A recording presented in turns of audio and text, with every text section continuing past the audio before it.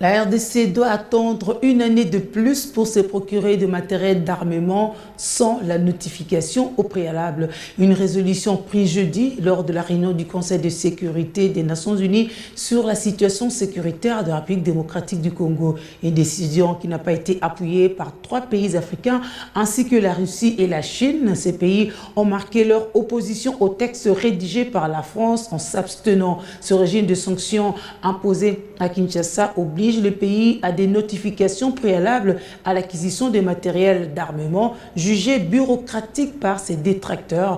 Une résolution qui fait craindre la MONUSCO, qui met en garde le Conseil de sécurité contre un embrasement qui pourrait devenir incontrôlable de la partie est du pays où profitent les groupes armés et très particulièrement le M23.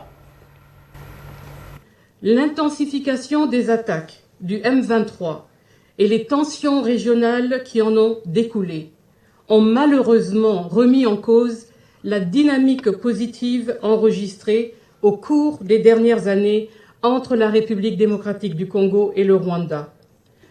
Le M23 a lancé plusieurs offensives dans les territoires de Rutshuru, de la province du Nord Kivu, depuis le mois d'avril. En mai et juin, les attaques du M23 sont déroulées de manière coordonnée sur plusieurs axes dans le Rutshuru. Les offensives du M23 ont eu un impact majeur sur la population civile, entraînant la mort d'au moins 23 civils, dont 6 enfants. Plus de 170 000 personnes ont été déplacées.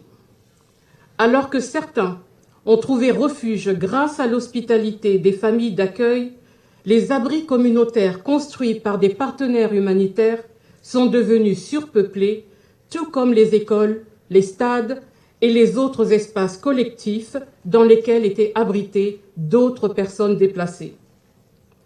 Je suis particulièrement préoccupée par l'entrave à la scolarité des enfants entraînée par cette situation, qui n'est qu'un seul exemple de la manière dont la résurgence du M23 a perturbé la vie quotidienne d'une population civile qui a déjà souffert de l'insécurité persistante et de l'éruption du mont Nyiragongo l'année dernière.